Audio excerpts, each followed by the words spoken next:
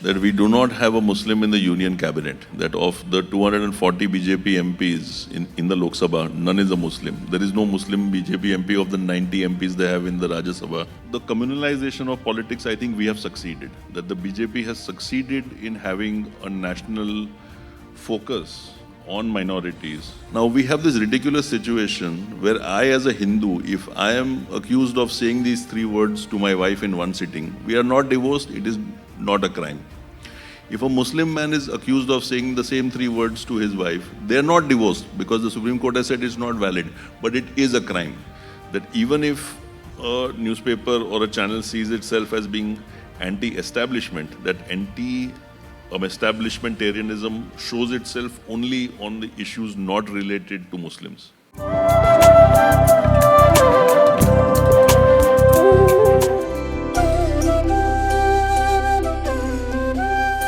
Morning to everybody.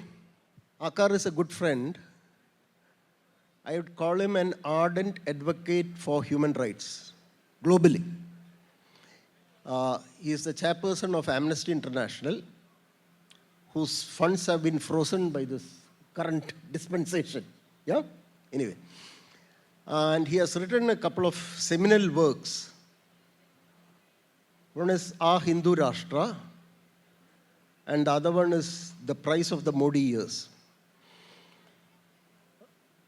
But today we are here to discuss his forthcoming work, which is called 21 in 91.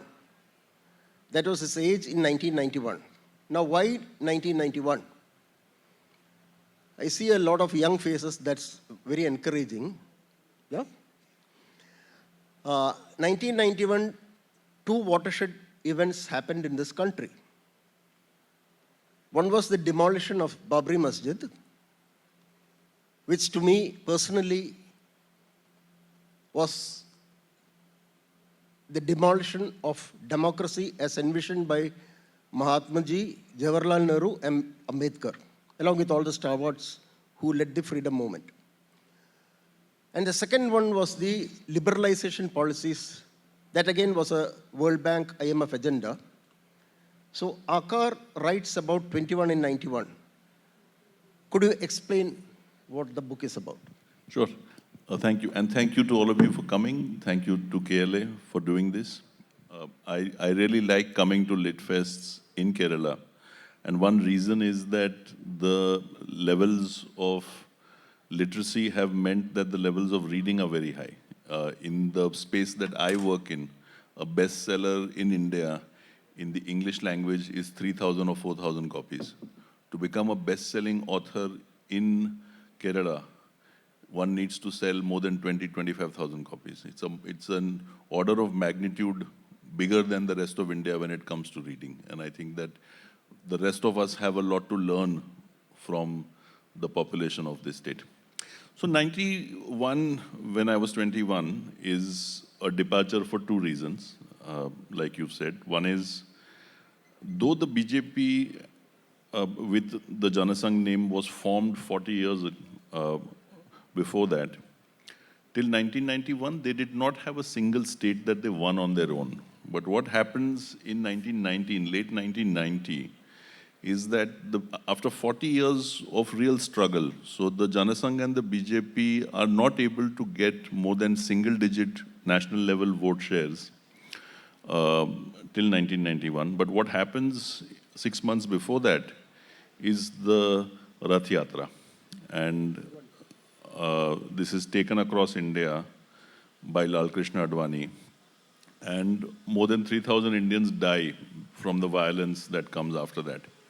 But what it also does is that it establishes the BJP as being one of the two dominant parties and puts it on the road to becoming the dominant party, which it has become now. So the last 35 years has shown to the BJP what the route to success is. And the route to success is that you go after minorities through legislation, through exclusion, through ideology, through rhetoric, and you will win states and you will win the country which they have. Absolutely. And the second departure is that it was felt that if we go through the process that is referred to as liberalization, India will match the advanced nations in terms of economic development. So India and China were together in 1991. So there's a per capita GDP for both countries of about $350. Today, they are 5 or 6 times ahead of us. So my thesis is that of these two national projects that we began in 1991, we succeeded in one and we failed in one. We failed on the side of the economy. And many people, including in the government, will give us figures and data.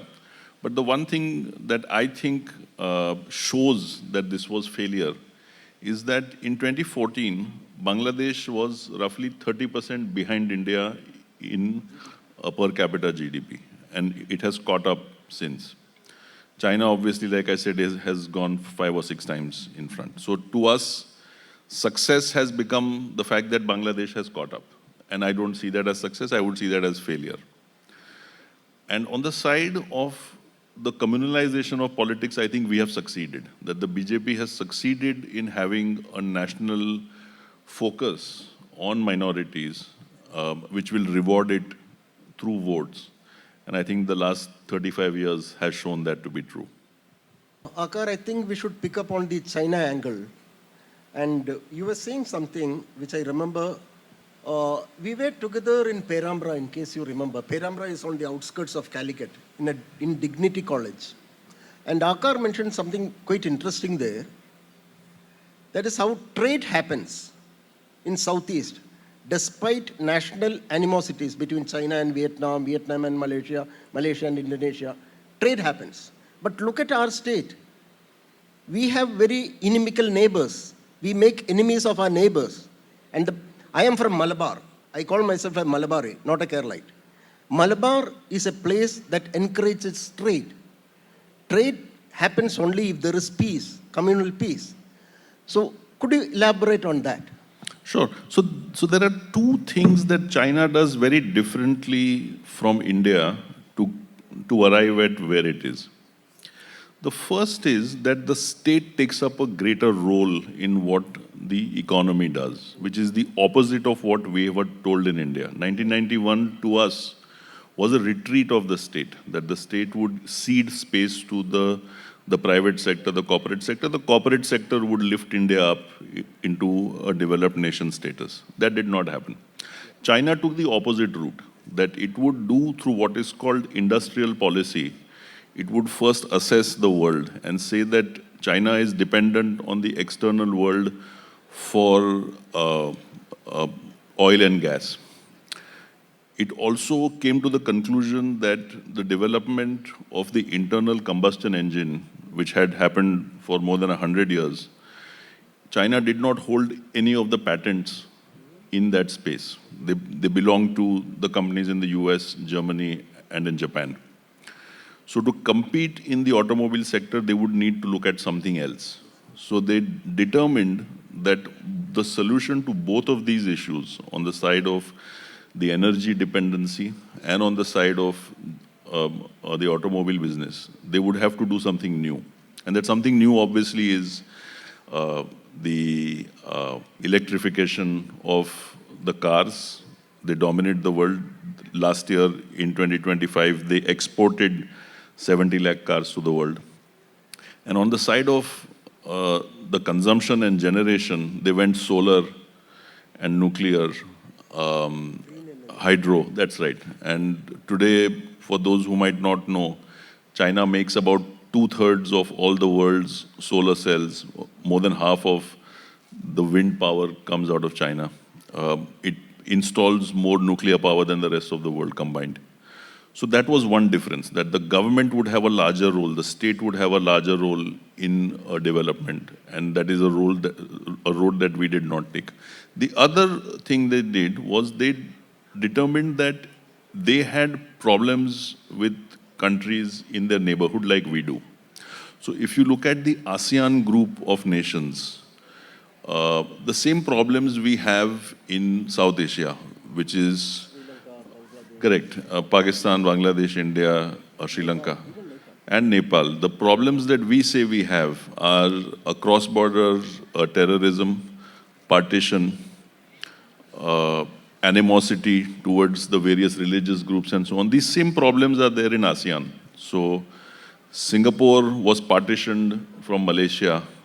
Indonesia sent its army officers undercover to commit terrorism in Singapore. They were caught, they were hanged.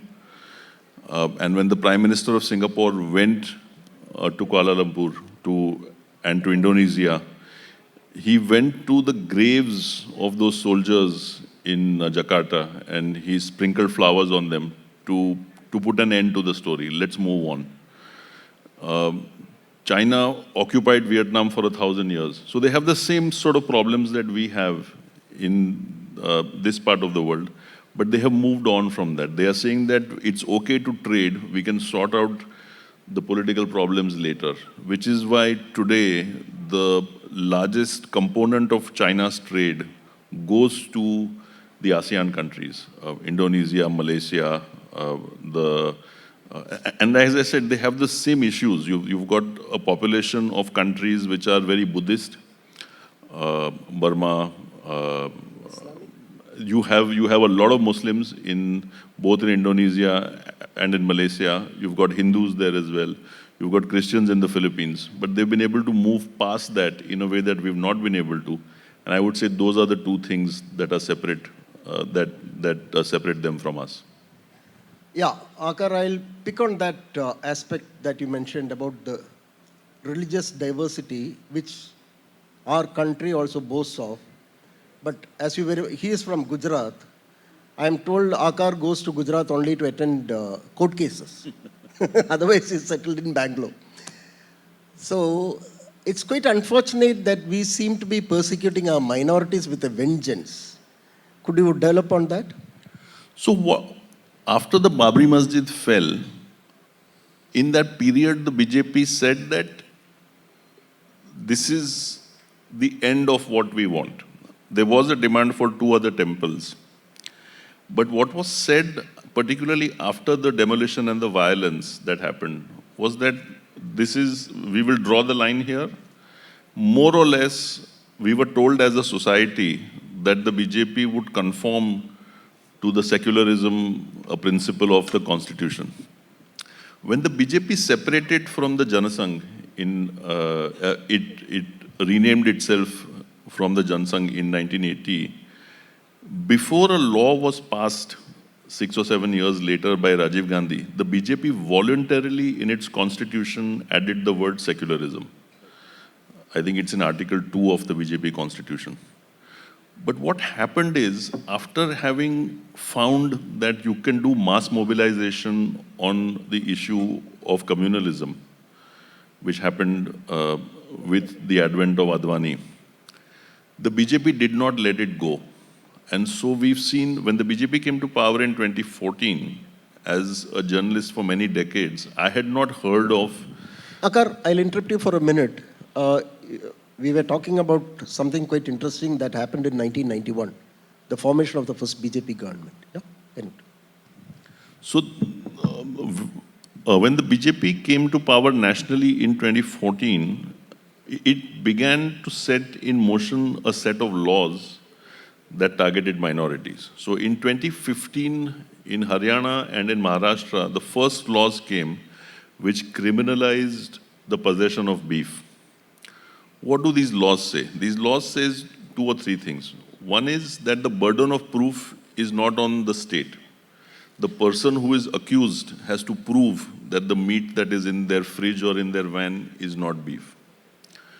The second is the laws gave a lot of space to vigilantes to act on behalf of the state. This reversal of burden of proof today is the law, and then they began tightening it. In Gujarat today, the punishment for cow slaughter is life. Now remember that this is an economic crime.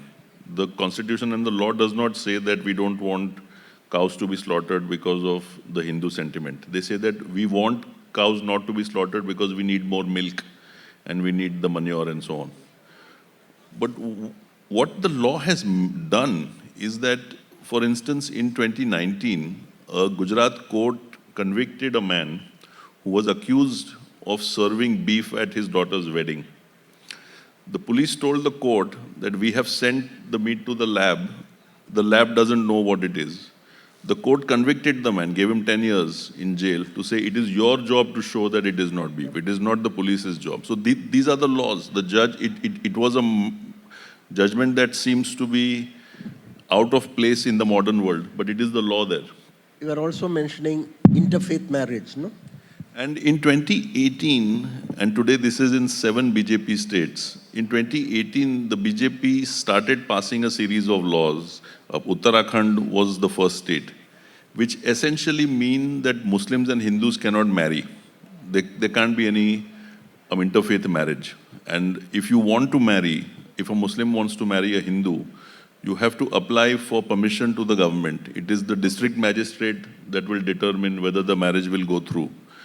In some BJP states, marriages, including marriages that have children, can be undone by the state, saying that this was not the right thing to have done.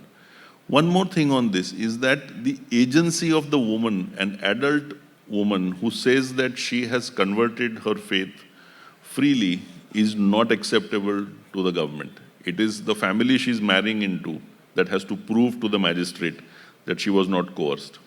So these are the kinds of laws we've been passing. Today, Muslims are the only part of India after 2019 for whom divorce is under the criminal law code.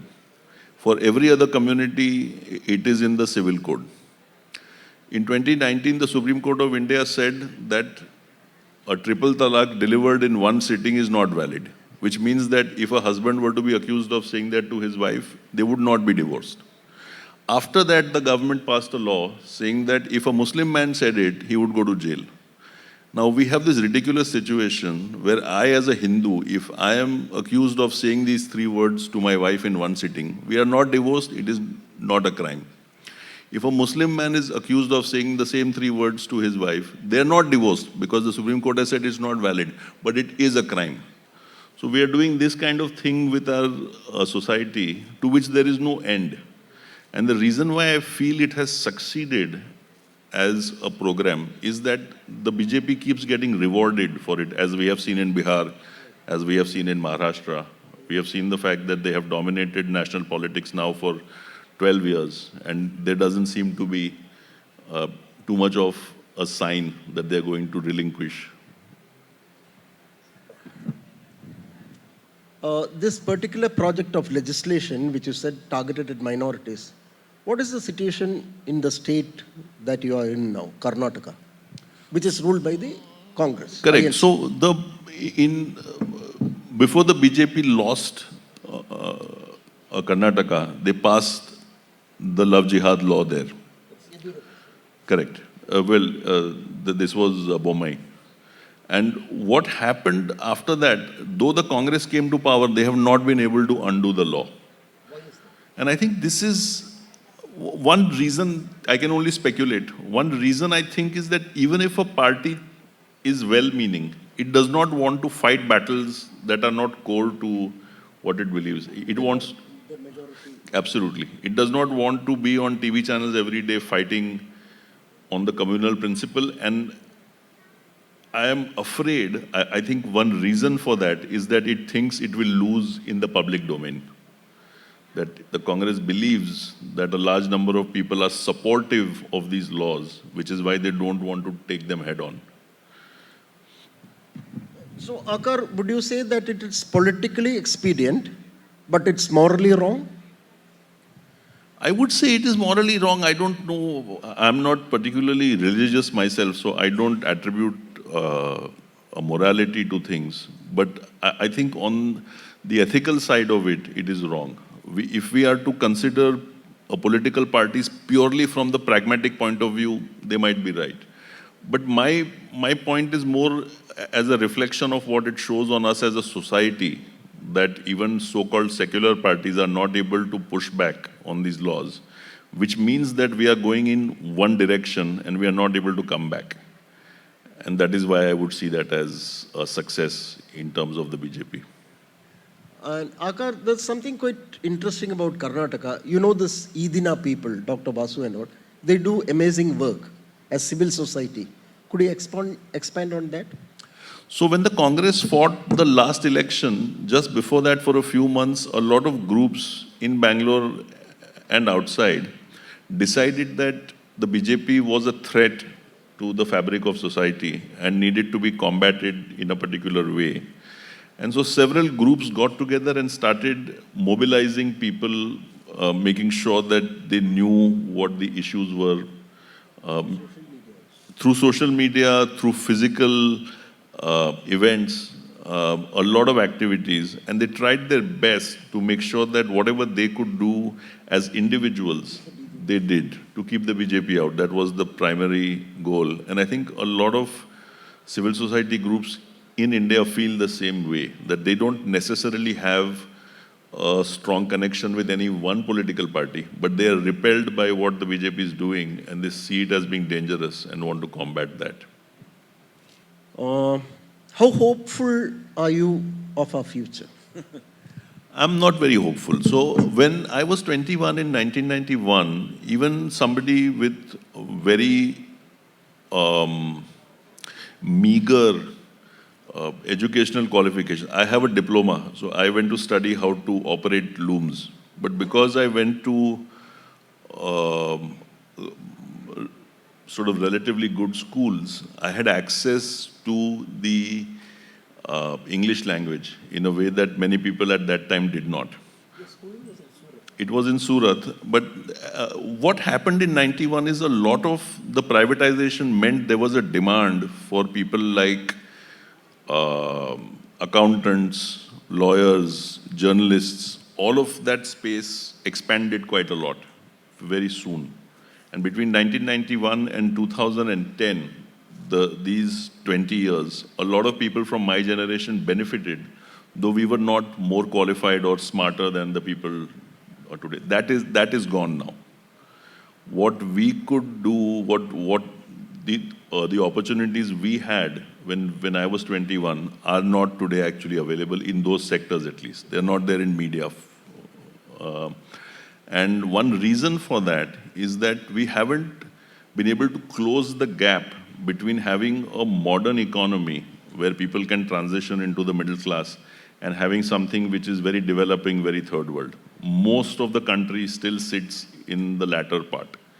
And the only routes we have for a very large part of the middle class is to work in Dunzo and Uber and Swiggy and so on, where there is no real chance to go up the ladder. You go there and you're stuck, which is an opportunity that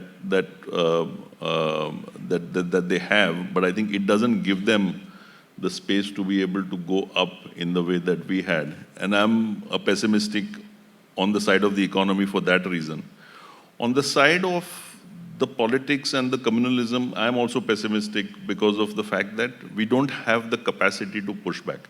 The best parts of this country, the best parts of India are parts like Kerala, which are not large enough to be able to act as an antidote. I live in the south because I can't live in Gujarat anymore. I don't want to live in the north of India. I find that people of my mindset, I'm much more compatible with people in the south. But we are not a large enough part of the population to be able to resist what the BJP is doing, and which is why I feel that we will continue down this road. To be honest, we have become very comfortable in this space. If the largest parts of our foreign policy are that we stop a Bangladeshi fast bowler from playing in IPL, or we will not let Pakistan play here, and that is what this country is about, the news is about, we are going to remain very small. And I think we have remained very small. There is no ambition today, whether in government or in society, that India will compete with China or the US. We don't have that anymore. We have let that go. We had that 30 years ago. But I think a realization has come that we are who we are. That is not what we can do. And we will continue down this road that we have chosen. That's quite an interesting point that you made, being comfortable in the south. But if you look at the delimitation that's going to happen, how do you view that? I think we'll have diminishing returns, right? Well, the North will need to consider two things. So there are two ways of looking at it. So in 1971, when the last delimitation happened, Kerala has fewer seats than UP, which is true. We all know that. 1:4. But in 1971, 50 years ago, each of those seats in Kerala had exactly the same number of voters as the seat in UP. So though they had more seats, it was based on the fact that they had a larger population. Each of the constituencies had the same number. That has changed now. Because of the dropping fertility rates in Kerala and the South generally speaking, each of the Lok Sabha seats in Kerala has far fewer people in the constituency and voters than the people in the UP. So one aspect of democracy is to say that doesn't sound fair, that UP should get more power because of the fact that one voter in UP has much less. Absolutely. So that is one way of looking at it. The other way of looking at it is clearly from the way that we in the South look at it, saying that why are we being punished for doing our. Yes, that our government and our society has performed well. We have brought our fertility rates low at a point in the country's time when population was thought to be a very large problem.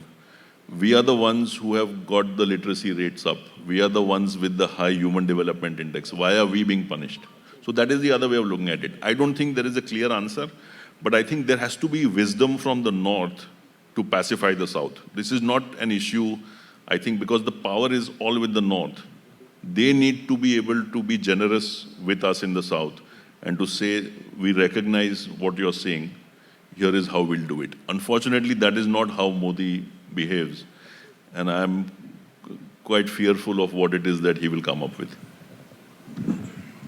Radha Kumar. Radha, in fact, is on a mission to motivate the chief ministers of the southern states to put up an united front on this delimitation thing, which I don't think these people have viewed very seriously, because it's going to affect the next generation. For us, it's okay. But what about the next generation? We'll become second-class citizens. We will be creating, Sudhir, a problem that doesn't exist right now. In our time, we have not had the North-South divide because for the last 50 years, after the language issue died down, we have not had it for a very long time. We will be reviving a new issue. Also, and it comes with a certain things. I don't know how many people in the South approve of the fact that in 2019, again, these are all very, very recent things. We excluded only Muslims from the citizenship law. I don't know if there are too many people in the South who are amenable to having laws like that. This comes to us from the instinct that the North has, because they are the ones who went through partition and so on. And to my mind, if the North and the government and the BJP do not show great maturity in dealing with delimitation, we will be reviving problems that don't actually exist and add them to a list of problems we already have. And it will be totally destructive to the polity because all the focus then goes there. You don't have enough national energy to spend on the meaningful things, which is education, health, making sure people have jobs. All we are doing every day is fighting each other on the basis of the fact that we are from a different community. So, Aakar, you said you are fearful of the future of this country. Could you be a bit more optimistic? I think I can, but as a writer, I have to be honest with myself and my readers and look at the facts and be able to see what they tell you. If Bangladesh if success, like if you read the newspapers, if you watch television, if you hear the Prime Minister, what you hear is India is the fastest growing economy in the world, fourth largest economy in the world and all of that. The one point, or the one datum that is not spoken of is why did Bangladesh catch up with us? It was 30% behind in 2014. So to us, success has become the fact that we are equal today with Bangladesh because we can't compete with China. The way that the world has developed very quickly in terms of technologies, we don't have the mastery and the ownership of almost any of them. And one reason is that though we have very large companies in this country, the Ambanis and the Adanis, none of them have either a consumer-facing product or a tradable product. The Gautam Adani fortune has been built on things that are ports, mines, access to the airports and things like that, which are not actually tradable. You can only do that within the country. Similarly for the Ambanis, Spectrum Petroleum, you can only deal with those businesses here. You're not going out like Samsung is or like Xiaomi is and selling your product to Europe or to Africa. And I think given the absence of that, it will be very difficult for us to be able to see what 10 years from now the state of the economy looks like, because we are too large a nation to be able to support this number of population with the very meager businesses that we have.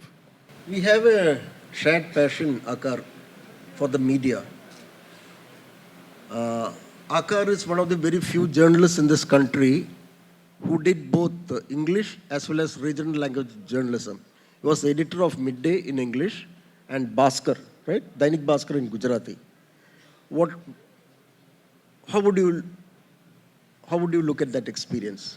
I think that the English media, the English newspaper editor edits the newspaper to the left of the reader. English media is much more, or used to be. I'm talking of 20 years ago when I was an editor. English media is more liberal than the reader on social issues, on issues of communalism. So even before the issues of same-sex came in the national domain, the press in English was always very liberal on these issues, because that is the background of the people who came into the English medium, that they were from cities. Most of them were monolingual. Their first language was actually English. They were fairly global in their outlook. Gujarati newspapers are not like that. They are very conservative. On the issue of communalism, the Gujarati newspapers favor. So Gujarati newspapers are quite unique. They are anti-government, but pro-Hindutva. So they will fight the government on issues that lead to things like crime or corruption. But on the issue of communalism, they will back what the BJP does. And this is uniformly the case for all of the Gujarati media.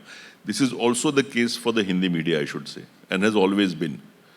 That even if a newspaper or a channel sees itself as being anti-establishment, that anti-establishmentarianism shows itself only on the issues not related to Muslims or not related to Christians when it comes to propagation. On the rest of it, they might defy the government, but on this, they will stand with the government, which was not the case in the English press of 20, 30 years ago, but has become the case now. Shall we conclude this session with the last question? Again, this representation in the newsrooms, no, that's been a contested space. Fortunately, women are there now in newsrooms, but if you look at the traditionally disadvantaged sections of society, your Dalits, SC, ST, Adivasis, they don't feature in the newsrooms. So how do we address that issue? It can only be done if it's done proactively from the top. So it is true that particularly in the cities of India, in Bombay in particular, in two businesses, which is media and the advertising space, there has always been a large number of women who have done well. Yes, so when I came into journalism, people like Bachi Karkaria, Deena Vakil and all, these were all people who were at the level of the editor, which we do not find in the rest of the corporate sector. That women, Olga, and similarly with ads as well. So if you look at the larger agencies, O&M and so on, they had a large number of women there. There was a very unusual event in the Pioneer newspaper about 30 years ago. when somebody was given a column to write on Dalit issues, a man called Chandrabhan Prasad. He said it was the first time that a Dalit had been given a column in a national newspaper. And I can't think of too many people who've been given. It was owned at that point by this man called Chandan Mitra, who later went to the BJP. Indeed. But I think the only way to correct this is for the newsroom to recognize that it is exclusionary and to bring in people who are more diverse. The problem is that we are going through a time in the media's history when media is actually shrinking.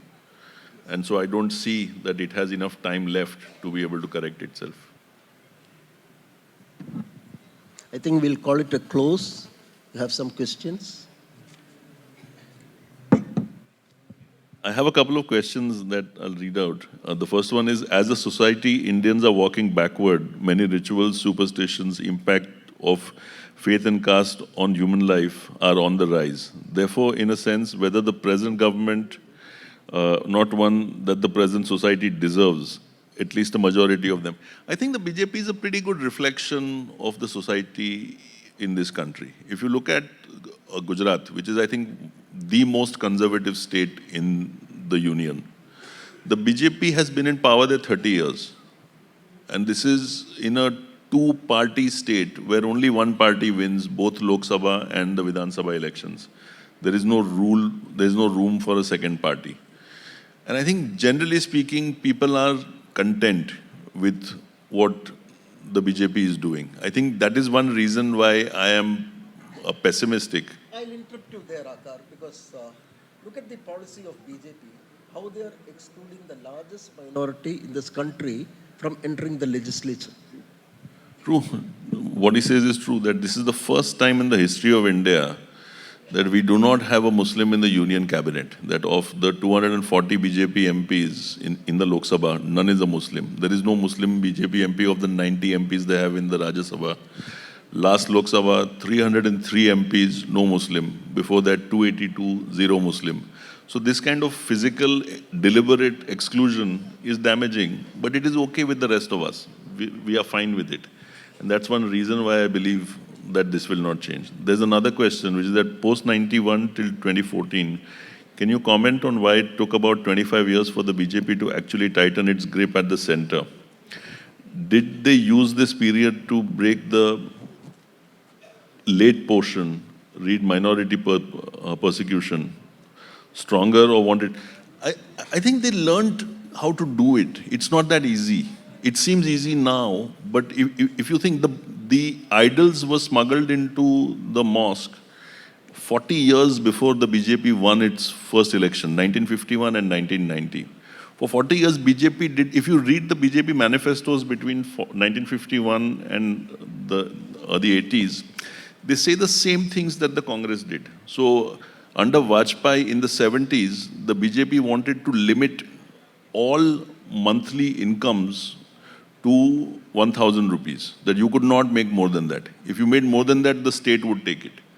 And they wanted a 1:10 gap. So you would have a minimum a monthly income of rupees 100, and whether you were Birla or whether you were the Ambanis, you could only make 1,000 rupees. And then on top of that, the state would take it over.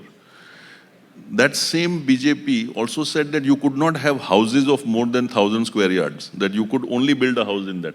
Why were they saying this? Because they were responding to the socialism of the Congress. They did not have any kind of policy of their own because they were not able to develop it. It's only with the Babri Masjid mobilization that the BJP says, if I take out a procession asking for the demolition of a mosque, I can get millions of Indians to participate in that movement, which they did. And once they came into power, they figured out how to desecularize the constitution through such things as they have done. So like I told you, the ban on beef is not because of a religious reason. That is not cited. It is said, the constitution, the article refers to specifically the fact that we need more milk. Today, India is a net exporter of milk, so we don't have that problem. There were very few tractors in the 50s when the BJP asked for a ban. So the BJP manifesto in the 50s said that the soil should not be broken with a tractor. You have to use a bull. They did not want tractors. And one reason for that is that they didn't want slaughter of the bulls either. Once they came into power, they figured out that if we go after Muslim personal law, if we go after what they eat, if we go after who they love, if we go after where they live, there is a law in Gujarat. It's called the Disturbed Areas Act. It is an old law from 1984, but it was tightened recently in 2019. The law says that if a Hindu and a Muslim want to buy or rent property from one another, they have to take the permission of the state. And foreigners can rent and buy property in cities in Gujarat where Gujarati Muslims cannot. And so I think they learned, to go back to the question, they learned how to do it. And now I think they've mastered it, which is why I think we will see a lot more of it. I'll ask a last question, Aakar. How do you respond to this hate against, I can understand against religions, against minorities, but why are these people hating science? So I don't think they necessarily hate science, but I think that with all cultures in the world that think of themselves as being ancient, the idea that we have imported something modern which we did not have is not really acceptable. So modern surgery, oh, we had it before. Or modern sort of aviation, oh, we had it before. And I think that because of this lack of security that we have as a culture, saying that our contributions are not necessarily recognized, we have turned towards the fact that what we have, that cow dung has a medicinal value which the world doesn't recognize, and we'll show it to them. I think that is where, that's what the instinct is. We'll have to call it a close because our host, the speaker, Shamshir, is here. This is venue. Thank you. Thank you for it. Thank you very much, all of you, for coming. Thank you.